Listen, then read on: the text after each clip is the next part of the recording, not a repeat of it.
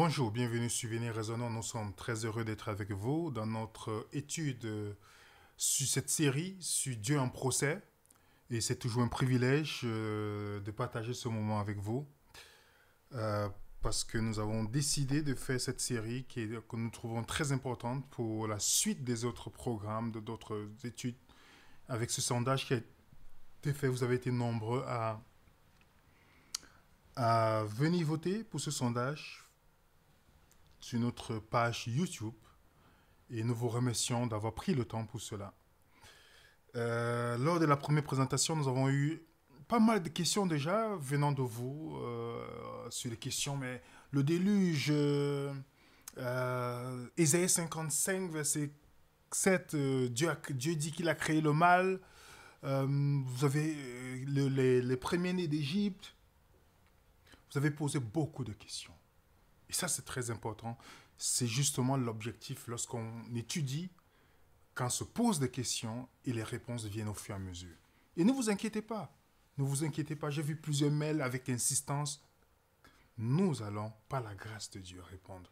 Nous allons aller pas à pas. Nous ne voulons pas répondre et puis pourtant on a pour programme de répondre à vos questions. Dans tous ces thèmes que nous allons aborder. Donc ne vous inquiétez pas. Vous avez des questions, c'est tout à fait normal. OK? Donc notre adresse email est toujours disponible à la description de cette vidéo. Donc nous vous remercions aussi pour votre feedback, de votre retour sur beaucoup de personnes qui nous ont dit il faut cette série parce que ça va nous aider. Et ça c'est très très important. Aujourd'hui, dans la deuxième partie, parce que nous sommes dans la deuxième partie de l'introduction, nous allons aborder la question de l'origine de la déformation du caractère de Dieu. Parce que pour comprendre toute chose, nous devons toujours aller à l'origine. En médecine, par exemple, quand vous voyez le docteur Verger, vous parlez souvent de la cause de la maladie. Et c'est pourquoi vous voyez que si on veut soigner une maladie, il faut aller à la cause de la maladie. Nous allons prier que Dieu nous guide dans ce moment d'étude et qu'il nous inspire. Et que si vous avez des notes à prendre, n'hésitez pas de prendre note. Et vous savez, vos questions sont précieuses pour nous. Mais si les questions font partie des études que nous allons faire, nous allons les répondre au fur et à mesure. OK? Donc, à l'origine de la déformation du caractère de Dieu. Le caractère de Dieu dans l'étude biblique est fondamental. Elle est fondamentale. Lorsque j'étudie avec des personnes, je n'utilise pas en parlant de la loi ou il faut qu'ils payent l'argent, comme vous voyez dans certaines églises, il y a les choses qu'on vous présente parce qu'on veut vous faire membre d'une église. Mais l'objectif de l'étude biblique est de faire des disciples. C'est de faire des disciples, je n'ai pas dit de faire des membres, mais des disciples. Et il précise quelque chose d'intéressant. Il dit, il est baptisé en mon nom, au nom du Père et du Fils. Regardez bien, le nom intervient. Pour ceux qui ont vu notre étude sur le nom, que signifie le nom dans les Saintes Écritures? C'est le caractère, n'est-ce pas? Bien évidemment. Mais combien d'entre nous, avant d'être baptisés, on nous a baptisés en nous faisant comprendre le caractère de Dieu? Ça, c'est la bonne question que nous devons nous poser. Parce que c'est une chose fondamentale. Parce que si vous voulez me parler que c'est parce qu'on croit à certaines doctrines, à certaines dogmes, ou parce qu'on pense comme beaucoup de personnes, que c'est ça qui fait de nous chrétiens, je dirais non, c'est le passeport pour le club des pharisiens. Connaître Dieu est la chose principale.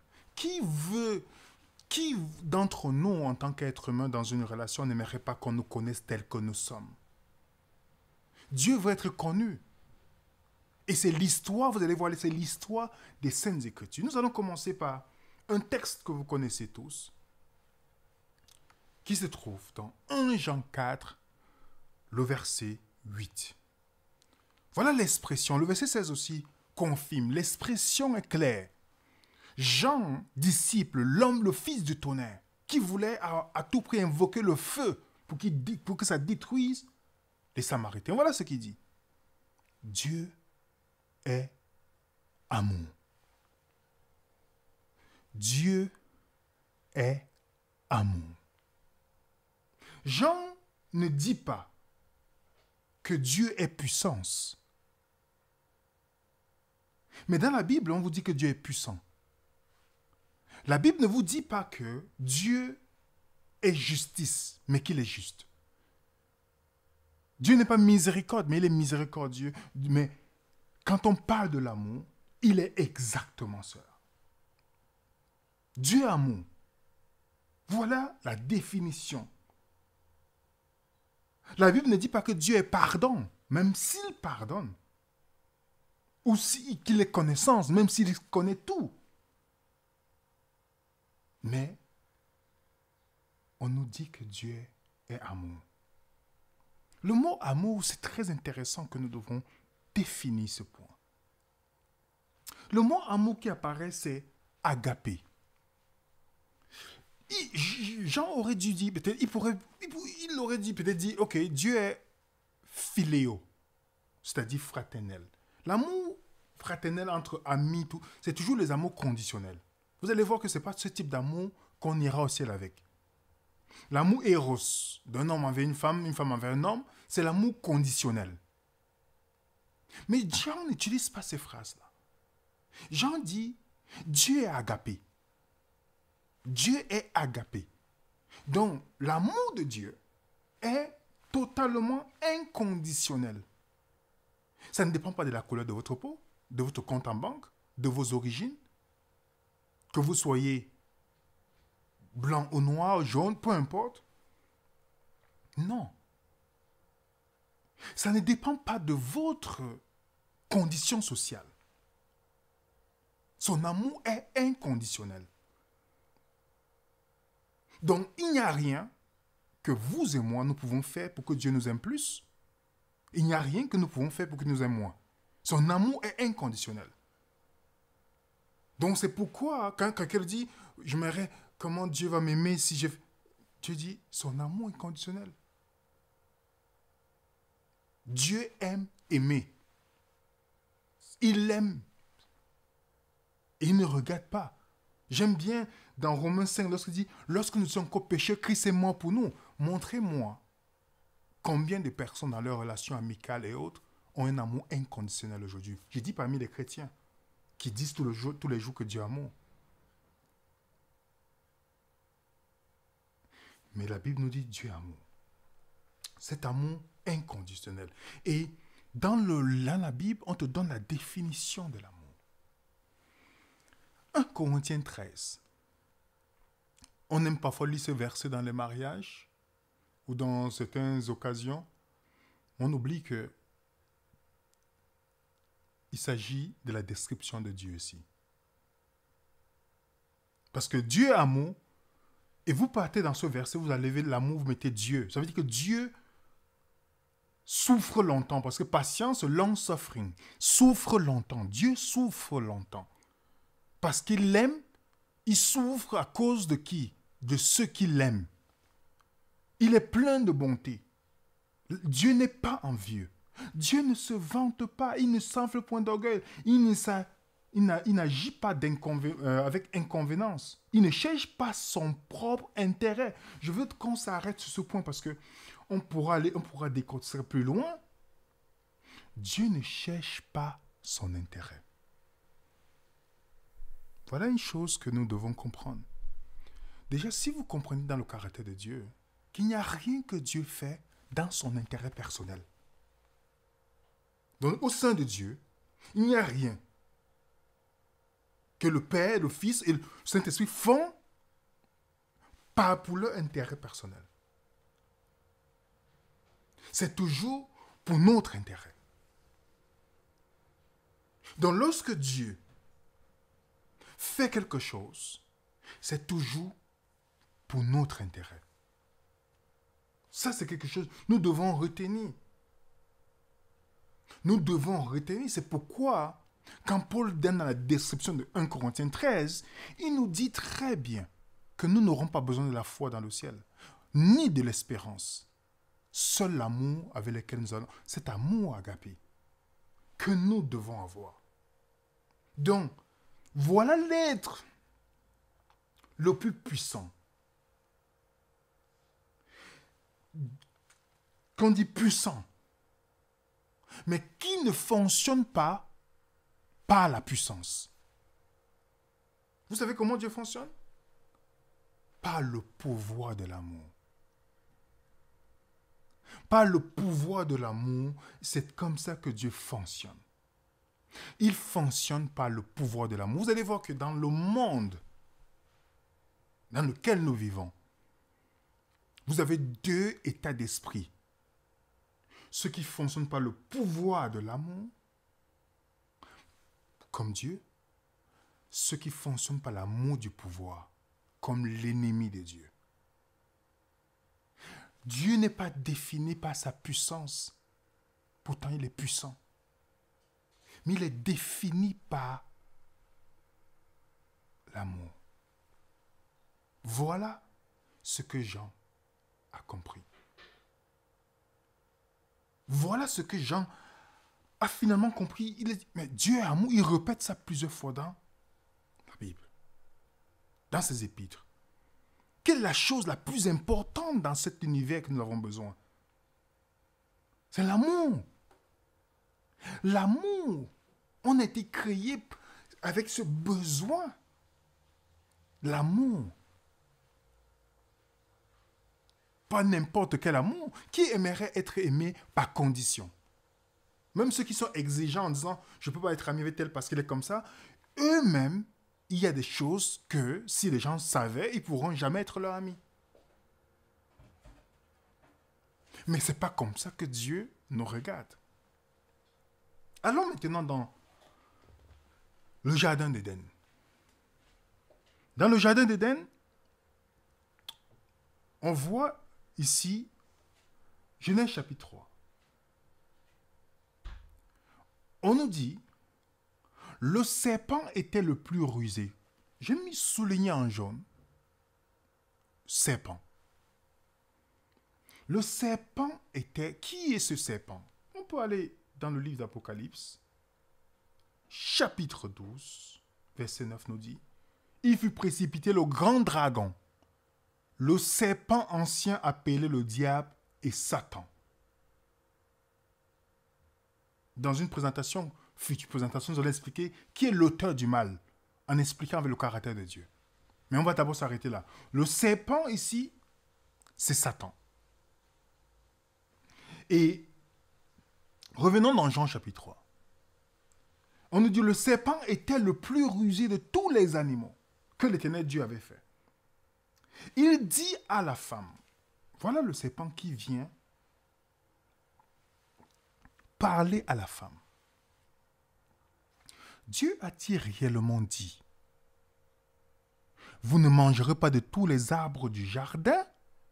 Voilà ce que, remarquez bien, la première attaque de Satan ici, c'est dans une suggestion. Il ne vient pas directement.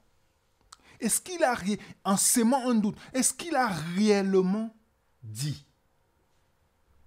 Dieu a réellement dit que vous ne mangerez pas de tous les fruits du jardin? Et lorsqu'on continue, on dit, le serpent dit à la femme, vous ne mourrez point. Vous ne mourrez point. Mais Dieu sait que le jour où vous en mangerez, vos yeux s'ouvriront et vous serez comme des dieux connaissant le bien et le mal. Satan vient convaincre Ève, que Dieu n'a pas leur meilleur intérêt à cœur. Il fait croire que Dieu n'est pas digne de confiance. Dieu leur cache quelque chose. Il remet en question la parole de Dieu. Est-ce que dans Genèse chapitre 2, Dieu n'a pas dit, le jour que vous allez manger, tu vas mourir? Déjà, c'est un texte qu'il faut bien étudier. Dieu n'a pas dit, le jour que vous allez manger, je vais vous tuer. Le jour que vous allez manger, vous allez mourir. Vous allez voir que c'est un principe que nous allons utiliser beaucoup dans tout ce qui vous allez voir qu'on attribue à Dieu. Dieu n'a pas dit, le jour que vous allez manger, je vais vous tuer. Il a dit, le jour que vous allez manger, vous allez mourir. Vous allez mourir. Vous allez avoir les conséquences de votre choix. Et l'ennemi a menti ici. Puisque Dieu avait dit, et lui vient dit, vous n'allez pas mourir. Vous n'allez pas mourir. Dans Ézéchiel 18, par exemple, 30, on dit, c'est pourquoi je vous jugerai selon ses voies. Maison d'Israël, dit l'Éternel, revenez et détournez-vous de toutes vos transactions, afin que l'iniquité ne cause pas vos ruines. Remarquez bien ici, c'est l'iniquité qui cause la ruine de la personne qui commet. Ce n'est pas Dieu qui vient détruire la personne. Parce que nous allons en présentation, nous allons expliquer tout cela. Mais quelle est l'attaque de Satan? Parce qu'on lit souvent Genèse chapitre 3. Mais quand on lit, on comprend, on peut poser un premier point. Le caractère, l'attaque du caractère de Dieu commence par l'attaque de sa parole. Donc, en d'autres termes, la déformation du caractère de Dieu commence par la déformation de sa parole. Avant que Satan ne puisse tromper Ève et Adam, il les a poussés à douter de l'intégrité et de la bonté, de l'amour de Dieu. Et lorsqu'ils ont accepté cela, il était plus facile pour eux de perdre la confiance à Dieu.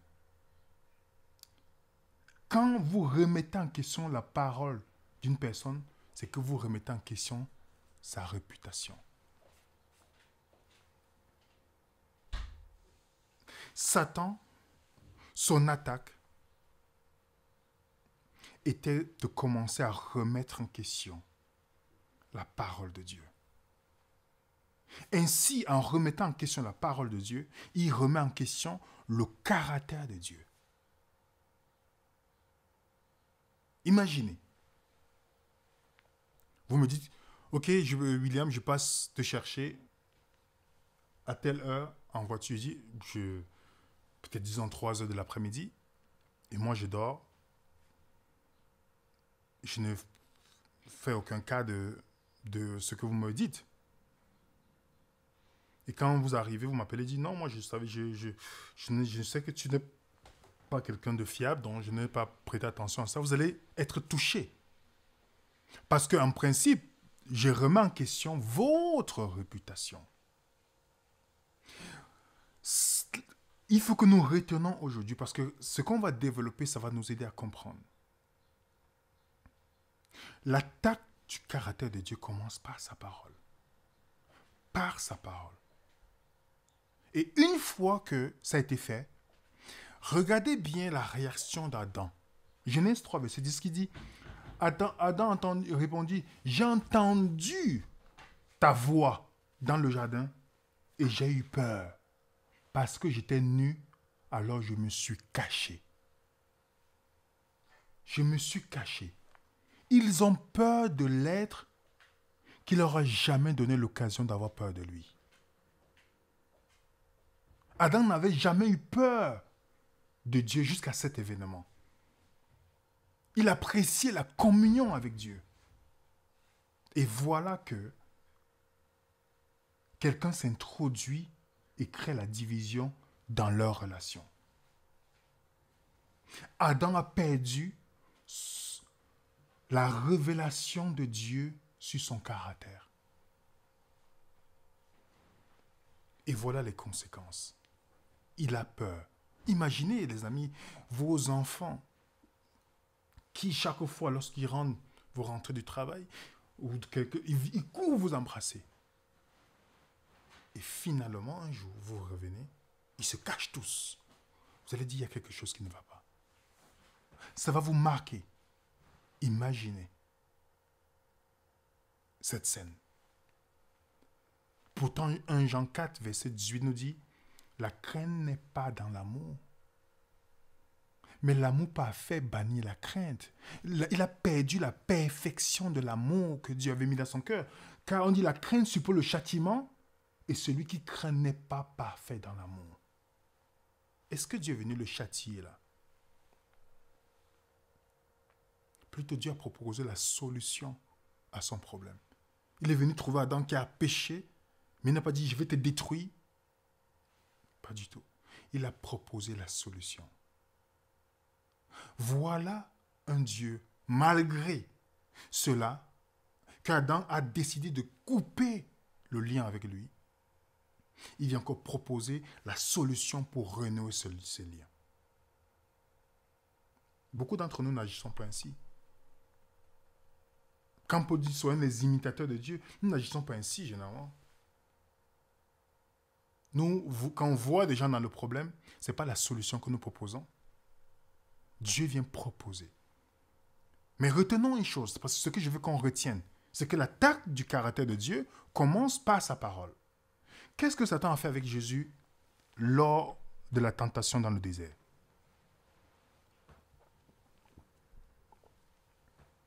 Il a attaqué par la parole aussi. Il a cité le psaume 91. Vous vous rappelez, lorsqu'il a dit à Jésus, il est écrit aussi. Il est écrit.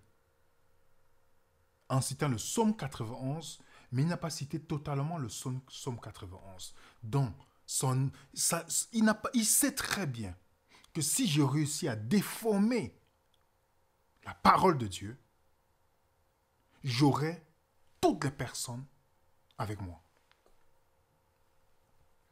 Parce qu'une fois qu'il a fait ça, Adam a commencé à blâmer Dieu. C'est la femme que tu m'as donnée, en d'autres termes, comme si Dieu avait mis la femme auprès de lui pour sa chute. Pourtant, quand on lit dans Genèse 2, versets 18 à 20, on dit Dieu dit n'est pas bon que l'homme soit seul. Je veux lui faire une aide. Est-ce que c'était pour l'intérêt de Dieu ou c'était pour l'intérêt d'Adam? C'était pour l'intérêt d'Adam. Donc la motivation de Dieu pour Adam, c'était une motivation désintéressée, aimante, bonne.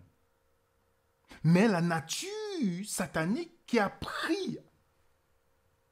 repris Adam, a poussé Adam à voir Dieu comme celui qui a voulu établir sa chute. Cette distorsion du personnage, du caractère de Dieu,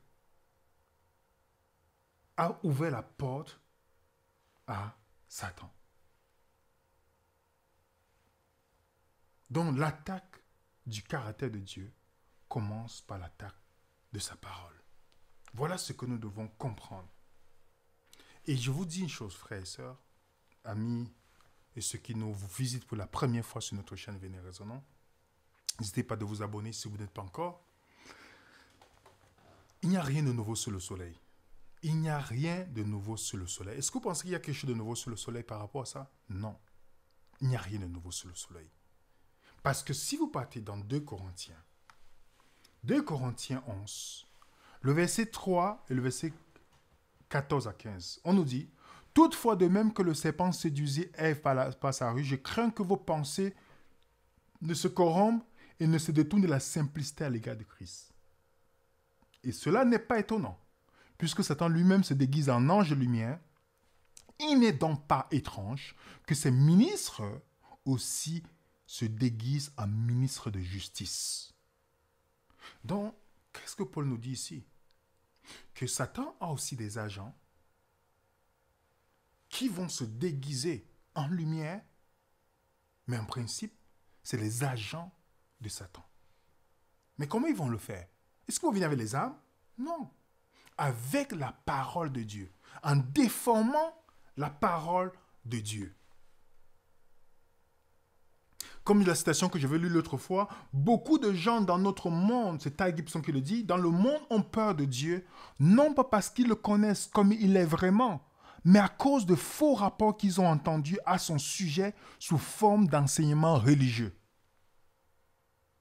Donc, beaucoup de personnes qui vous regardez sur Internet, qui vous asseyez sur Internet pour regarder, s'ils vous disent quelque chose, il y a des choses qui vont sembler bien, mais vous savez, pour tuer le rat, qu'est-ce qu'on fait pour tuer le rat? On lui donne 99% de bonne nourriture, 1% de poison. C'est le poison qui tue le rat.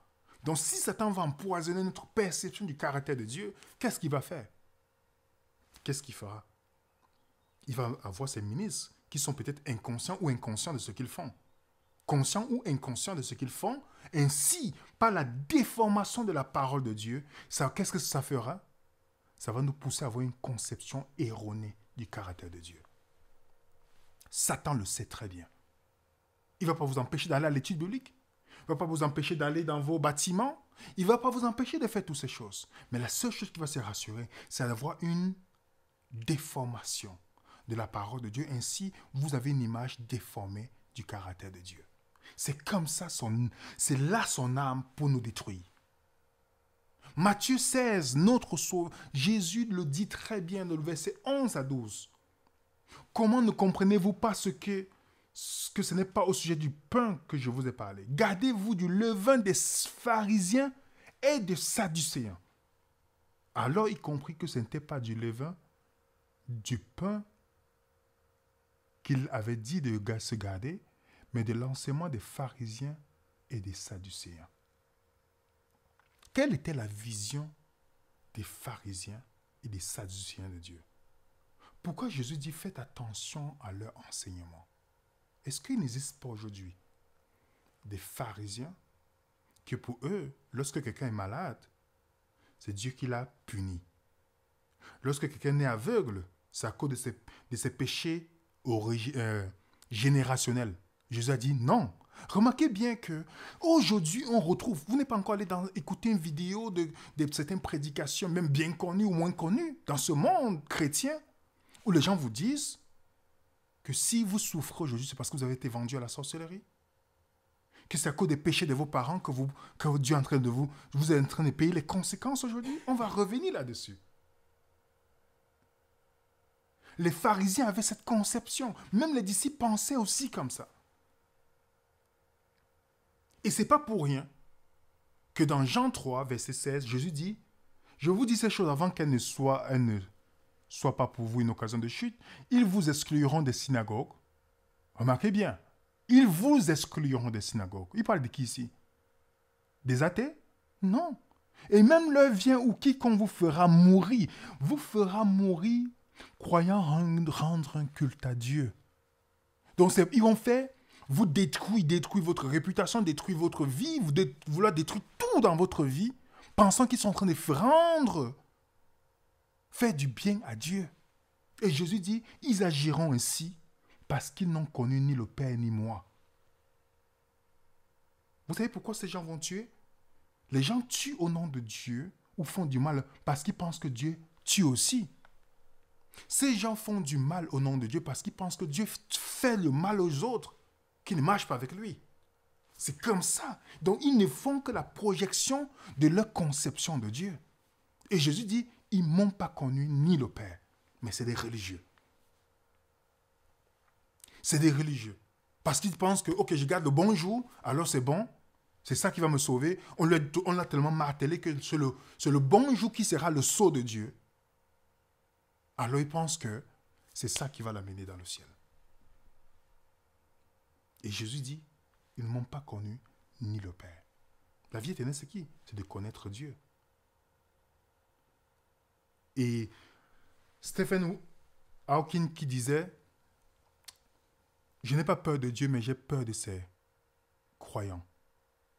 Il a raison. Il a raison. Parce que si vous remarquez bien, Satan aujourd'hui a réussi par les faux enseignements, mélanger la vérité et le mensonge, à faire passer Dieu comme une personne tellement désagréable. Quelqu'un me disait, mais dans l'Ancien Testament, j'ai l'impression que Dieu était en colère, mais dans le Nouveau Testament, il est devenu gentil. Pourtant, Malachie 3 te dit Dieu ne change pas. C'est pourquoi je vous dis cette série est importante parce que nous allons aborder tous ces aspects Pourquoi Dieu ne change pas? Jésus dit de faire attention au vin des pharisiens et des sadducéens. Satan va fonctionner par des personnes pour nous donner une image de Dieu totalement erronée. C'est pourquoi la fois passée nous avons expliqué. Nous sommes tous mauvais dans une histoire mal racontée. Imaginez que la plupart des études que vous et moi nous avons suivies et qui nous présentait Dieu comme celui qui attend seulement la fin pour terrifier des personnes, qui nous présentait Dieu comme celui qui va détruire toutes les personnes qui ne sont pas d'accord avec lui. Moi aussi, j'ai été victime de ça. Il a fallu se poser la question, se remettre en question, éliminer tout ce que tu reçois, que tu as peut-être pris pour acquis, et de recommencer à la base, à la fondation. Il a fallu mettre de côté toutes ces choses-là, parce que ça te donne une conception de Dieu totalement erronée. Et Satan sait très bien, par la parole de Dieu, il suffit que je détourne juste un peu, ainsi, ils ne verront pas Dieu d'une bonne nouvelle. D'où la nécessité d'une interprétation correcte de la Bible. Dans la parabole du semeur, voilà, c'est Jésus lui-même qui dit, Matthieu 13, vous donc, écoutez le sens de la similitude du semeur. Quand un homme écoute la parole du royaume et ne la comprend pas, comprenez bien, si quelqu'un écoute, il ne comprend pas, le malin vient et ravit ce qu'il a sémé dans son cœur. Donc, quand vous et moi, nous ne comprenons pas qui Dieu est dans cette parole, nous ne comprenons pas la parole de Dieu, l'ennemi à la porte. Mais regardez dans le contraste, il dit, mais celui qui écoute la parole et qui la comprend porte des fruits. L'ennemi ne veut pas que nous comprenions réellement la parole. Mais celui qui comprend, il porte les fruits. Il porte les fruits.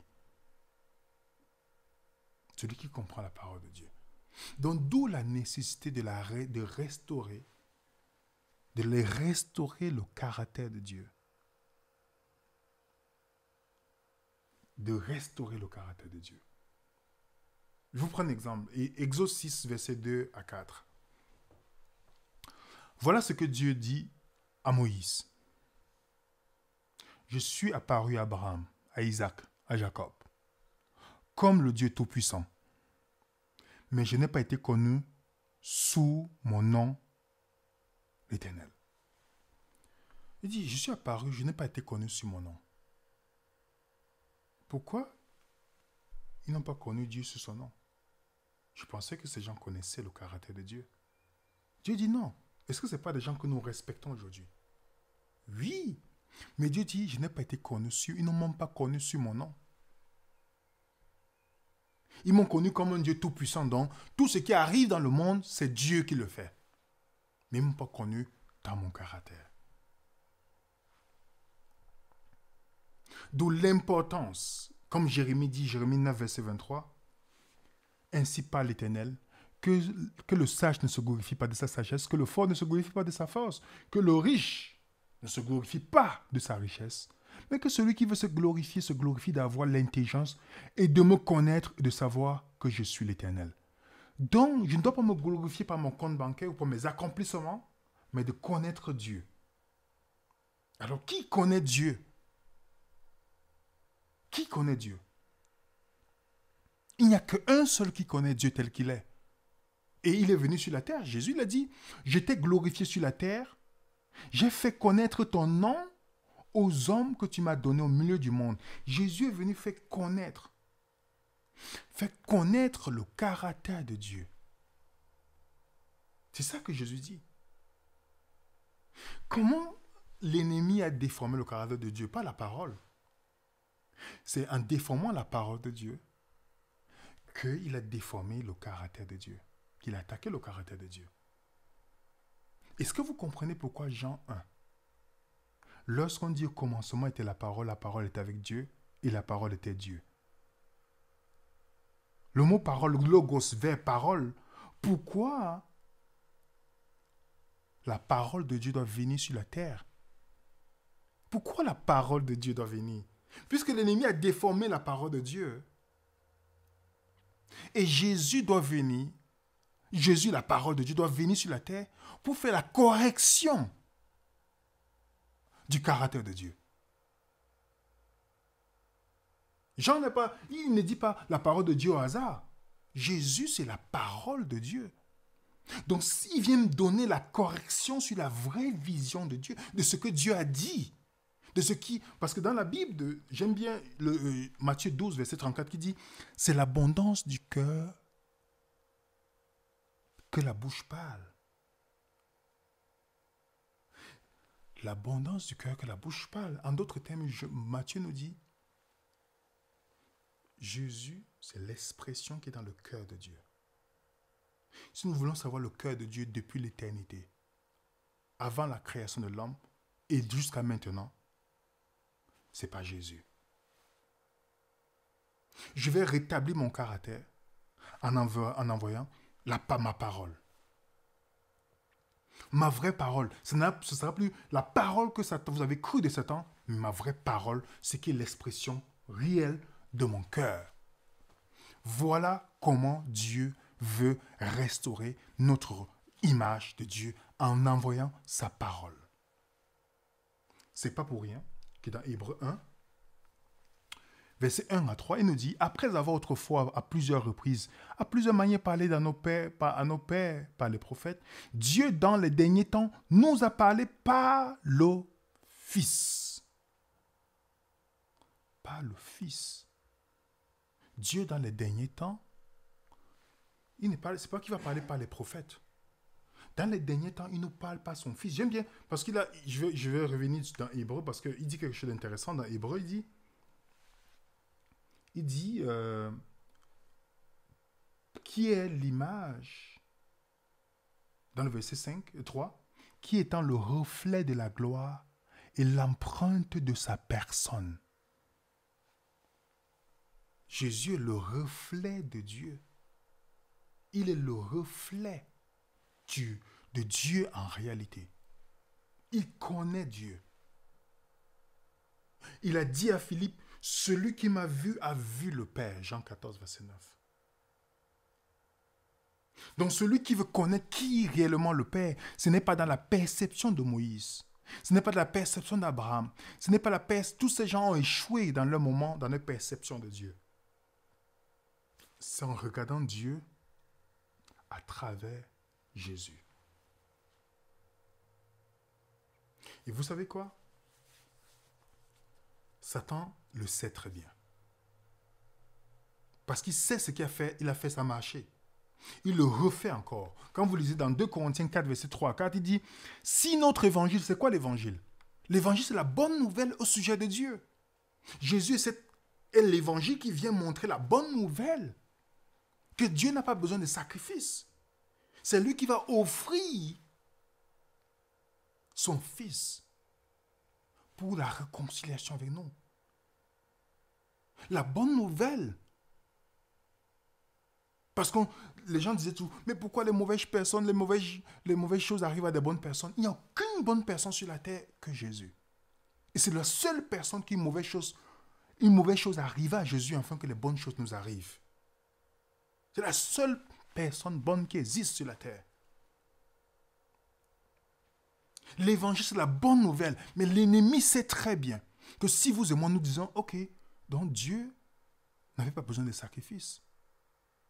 C'est lui qui devait offrir. Dieu vient mourir sur la croix pour moi. Moi, le pécheur, qui n'a aucun égal.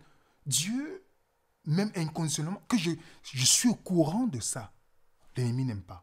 C'est pourquoi Paul dit bien, si notre évangile est encore voilé.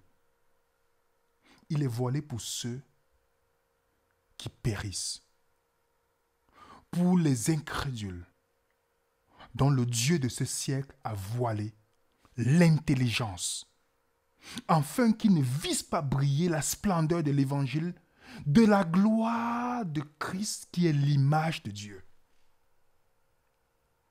L'évangile étant la bonne nouvelle sur le caractère de Dieu, l'ennemi sait très bien que si je peux seulement voiler, empêcher qu'il voie Dieu à travers Jésus, à travers sa parole, qu'il revienne à la parole, la vraie parole de Dieu, qui est Jésus, qu'ils comprennent qui est Jésus, parce que s'ils comprennent qui est Jésus, ils vont comprendre qui est le Père, s'ils peuvent seulement voiler certains aspects, alors, ils vont périr. Parce qu'il sait très bien que Jésus est l'image de Dieu. C'est pourquoi nous avons deux visions. La première vision que vous voyez, c'est notre vision. Parce qu'on va faire toutes ces études après. Vous allez voir que tous les textes de l'Ancien Testament que nous allons répéter, vous allez voir que ça va ouvrir nos yeux. On va dire, waouh, on avait une mauvaise interprétation de ce texte. On va l'expliquer bibliquement, ce n'est pas ce qu'on va vous dire. Cette vision-là nous pousse à voir Dieu comme celui qui tue, comme celui qui est en colère. Parce qu'il y a des gens qui disent la colère de Dieu. Vous allez voir que la colère de Dieu n'est pas la colère de l'homme. Comme un Dieu qui se venge, génocidaire. Voilà notre vision. Ça nous fait peur. Oui, il y a des gens qui me disent, ok, je vois la situation avec le Covid, là, c'est la fin du temps, il faut que je mette ma vie en ordre. Mauvaise conception de Dieu. Mauvaise conception de Dieu. Si c'est ça, si les événements doivent me pousser à mettre ma vie en ordre, ça veut dire que je n'ai rien compris au caractère de Dieu. Ça, c'était toujours l'attitude des pharisiens. À chaque fois qu'il y avait l'attaque, ils pensaient que leur propre réforme, c'était une manière de dire, ok, pour que j'échappe au danger. Mauvaise conception de Dieu. Si vous aimez quelqu'un, vous n'attendez pas un moment donné que vous êtes en train de faire quelque chose de mauvais, que vous allez dire, ah, je vais essayer. Non, c'est la constance, c'est l'amour. Tout est motivé par l'amour. Tout est motivé par l'amour. Donc voilà la vision, quand nous regardons la vision à travers Jésus, nous voyons comme un Dieu qui respecte le libre arbitre, qu'il permet, en respectant le libre arbitre, et qui est un Dieu qui s'accommode. Nous allons développer ça au fur et à mesure dans les études que nous allons faire. Aujourd'hui encore, il y a beaucoup de chrétiens, baptisés ou non baptisés, par immersion, mais pour qui Dieu n'est pas une bonne nouvelle. Et lorsqu'ils lisent la Bible, j'ai vu les gens qui me disent, je lis la Bible une fois, 2 fois par an. Mais quand vous lui demandez, ok, explique-moi Isaïe 45, verset 7, là, ça devient difficile.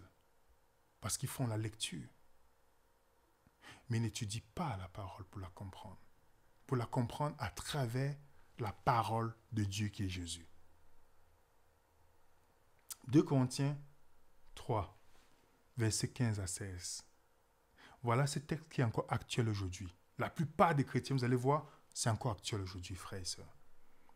Jusqu'à ce jour, quand on lit Moïse, un voile est jeté sur les cœurs. Comprenez bien. Donc quand on lit la Bible, un voile est jeté sur nos cœurs. Mais lorsque les cœurs se convertissent au Seigneur, le voile est ôté. Le voile est ôté.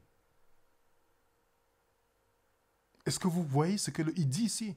Combien d'entre nous lisons la Bible avec le voile?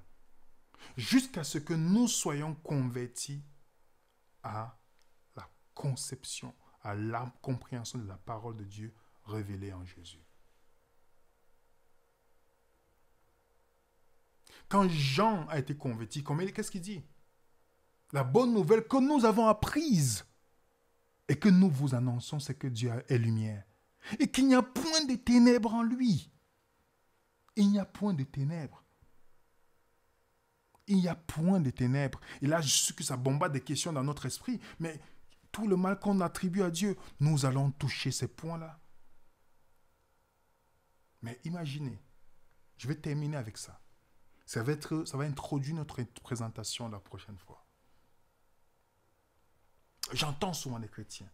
Et j'ai encore fait le test encore l'autre jour. Où je dis, oui, ah, Dieu est bon, oui, oui, Dieu est bon tout le temps, Dieu est bon tout le temps. Ça, c'est une phrase qu'on répète à force de répéter d'une manière traditionnelle. Dieu est bon tout le temps. Mais, ils ont des questions. Mais si Dieu est bon, oui, mais je me pose des questions ici, là. Qui a commis le crime dans ce passage? C'est Dieu ou c'est qui? Mais ça veut dire qu'il n'est pas bon. Vous n'êtes pas convaincu qu'il est bon. Je peux vous donner un exemple. Imaginez quelqu'un que vous connaissez commet un crime. Il tue quelqu'un, il est content. Et que vous le décrivez avant comme une bonne personne. Vous allez encore le voir comme une bonne personne? Non. Non. Si Dieu est littéralement le créateur du mal, parce qu'on va introduire, s'il est le créateur du mal, quelle que soit sa nature, alors nous n'avons aucune base de lui faire confiance. Nous n'avons aucune base de lui faire confiance. Si Dieu est le créateur du mal. Ça, c'est le premier point que nous allons toucher la prochaine fois. Deuxième chose, si Dieu crée littéralement le mal, alors toutes les allusions à la guerre dans le ciel est une imposture. C'est-à-dire le conflit cosmique, ça devient une imposture, c'est Dieu qui a créé le mal. Ça n'a plus de sens, le conflit cosmique. Vous pouvez le jeter, quand vous entendez grande controverse, conflit cosmique, vous mettez ça de côté. Ça n'a plus de sens. Ça n'a plus de sens. On va expliquer ça la prochaine fois. Et si Dieu crée littéralement le mal, il n'y a pas de réelle distinction entre le bien et le mal. Et le mal ne serait qu'une bénédiction déguisée, comme certaines personnes l'enseignent. Voilà ce qu'on a toujours cru, n'est-ce pas? Voilà ce qu'on a toujours cru. Avec les témoignages, Dieu m'a donné cette maladie, ça m'a ramené à lui. Accusation contre Dieu. Et les gens ne se rendent même pas compte. Donc si Dieu révélé à travers Jésus, comme nous décrit qu'il est amour, la question que nous devons nous poser, Satan qui a réussi à détourner toutes les choses en attribuant son caractère à Dieu pour que nous voyions Dieu comme quelqu'un qui n'est pas digne d'être aimé. 1 Jean 4, verset 19 nous dit, nous aimons Dieu parce qu'il nous a aimés en premier. Il est impossible pour vous et moi, mes chers amis, que nous puissions aimer Dieu si nous ne voyons pas que son amour envers nous. Je ne dis pas d'une chose intellectuelle, de quelque chose que nous vivons au quotidien. Parce que c'est l'amour qui éveille l'amour. Une fois que je suis conscient de ça, ça éveille l'amour dans mon cœur. Je ne vais plus dire que je ne pêche pas parce que j'ai peur d'être perdu. C'est parce que je dis j'aime tellement Dieu que je ne veux pas quelque chose qui me sépare de lui. Et nous n'avons pas encore cet amour. Pourquoi? Parce que nous avons mis notre rapport avec Dieu par rapport à ce que nous connaissons. Ou par rapport à des dogmes ou des doctrines. Mais pourtant, Dieu veut être connu. Sinon, Jésus n'aurait pas dit la vie éternelle, c'est qu'ils te connaissent. Et l'ennemi ne sait pas la parole de Dieu. Donc, mon conseil en tant que frère, dans ma petite expérience dans le christianisme, quand nous lisons la Bible, quand nous lisons la parole de Dieu, qu'est-ce qui vient dans notre esprit lorsqu'on nous parle de Dieu? Quand on nous lit une histoire d'Uza, qu'est-ce qui vient dans notre esprit? Quand on dit Dieu l'a frappé, comment on peut comprendre ça bibliquement? Dieu a-t-il créé Satan? Comment on peut expliquer bibliquement? Et les premiers-nés d'Égypte, comment pouvez-vous m'expliquer? Isaïe 45, verset 7, Dieu dit, j'ai créé le mal. Comment Je peux expliquer. Vous savez que si une fois que je ne comprends pas ce texte, et vous allez voir comment ça a une influence sur notre vision de Dieu. Une grande influence sur notre perception de Dieu. Parce que sinon, il n'est pas bon. Il n'est pas amour. Donc, qu'est-ce que l'ennemi sait? Il sait très bien que comment j'ai réussi à pousser Adam et Ève à douter de Dieu et à le voir comme quelqu'un à craindre. Il a fallu qu'il change, qu'il remette en question la parole de Dieu. Et l'attaque de Satan a été toujours contre la parole de Dieu. Quand on a fait le sanctuaire, vous savez qu'il voulait s'asseoir sur le côté septentrion, là il y a la table de pain de proposition. Le pain, c'est la parole de Dieu. Il a toujours voulu faire la contrefaçon de Jésus. Vous savez qu'il y a un faux Jésus qui vient de se dire, c'est une fausse conception. Ceux qui croient à l'enlèvement secret, ceux qui croient en les 7 ans dans les nuées, tous ces enseignements, c'est l'enseignement qui a été mis en place pour la contrefaçon de la venue de Jésus. On l'a démontré déjà bibliquement.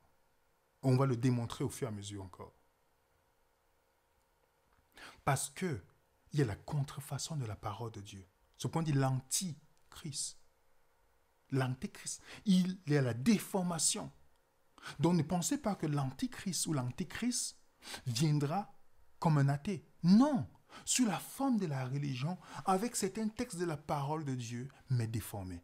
Donc tous ceux qui vont accepter l'antichrist maintenant, c'est ceux qui acceptent déjà son enseignement, qui est la déformation de la vraie parole de Dieu qui est Jésus.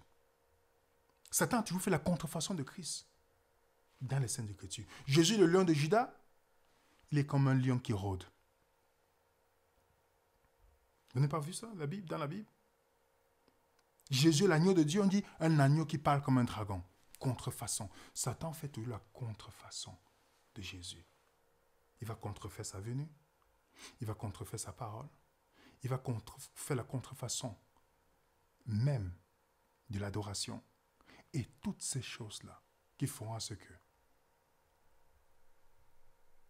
beaucoup de chrétiens, malheureusement, comme 1 Jean 5, verset 19 le dit, nous savons que le monde entier est sous l'empire de l'ennemi. Comment ils sont dans l'empire de l'ennemi? Vous allez voir que c'est beaucoup de religieux, mais leur perception, leur vision de Dieu. Parce qu'ils ont eu la distorsion de la parole de Dieu. Ainsi, leur perception de Dieu est totalement erronée. Si vous êtes un chrétien et que peut-être vous ayez réjoui de voir quelqu'un dans le malheur, dans la souffrance, vous avez reçu la distorsion du caractère de Dieu. Si vous êtes un chrétien, quand vous voyez quelqu'un, vous parlez mal des gens, distorsion. Il y a beaucoup de choses qu'on va énumérer au fur et à mesure. Vous allez voir comment beaucoup de gens, prédicateurs ou pas, enseignants ou pas, pasteurs ou pas, à cause de la parole de Dieu tordue, font des futurs prisonniers de l'ennemi. Parce qu'il fait des gens qui vont penser qu'ils sont religieux, qui ont une relation avec Dieu, mais en principe, ils sont très loin de lui. Nous devons prier que Dieu nous aide parce que si nous savons que l'attaque de l'ennemi, c'est sur la parole de Dieu, ça veut dire que nous devons l'étudier en enlevant nos lunettes ou notre compréhension du pasteur, de quiconque, mais de prendre la Bible avec les lunettes de Jésus. Et c'est ce que nous allons vous montrer au fur et à mesure, que ça nous aide chaque jour. Imaginez ma petite expérience au christianisme et que finalement tu te remets en question, tu te dis, qu'est-ce qu'on me donnait sur Dieu? Et qu'est-ce que je véhiculais sur Dieu? Et finalement, Dieu dans sa bonté. Et c'est pourquoi nous devons le dire autour de nous. La vie éternelle, c'est de connaître Dieu. Mais comment on le connaît? À travers la personne de Dieu, à travers la parole de Dieu. à travers la parole de Dieu. Et nous allons introduire qui est l'auteur du mal. Comment nous pouvons interpréter les passages bibliques qui semblent accuser Dieu. Comment nous pouvons les interpréter à travers la parole de Dieu. Nous vous donnons rendez-vous samedi prochain, par la grâce de Dieu, à 14 h, heure de France, sur notre chaîne YouTube, pour la suite de cette série Dieu en procès. Si c'est la première fois que vous venez sur notre chaîne, n'hésitez pas de vous abonner et de partager cette vidéo si ça peut aider aussi par vos actions, aider quelqu'un d'autre. De mettre un coup de pouce pour que YouTube puisse référencer cette vidéo, juste un coup de pouce, et de partager. Si vous avez des questions, nous vous donnons notre mail ou des commentaires, n'hésitez pas à nous contacter par mail. Ça nous fera plaisir de pouvoir vous répondre par la grâce de Dieu. Que Dieu nous aide et qu'il nous restaure, qu'il restaure notre perception de Dieu, qu'il nous donne la vraie liberté qui est en Jésus-Christ, où nous n'allons plus vivre dans la peur, mais que notre amour sera parfait, parce que nous avons connu Dieu. Il nous a aidés à le connaître.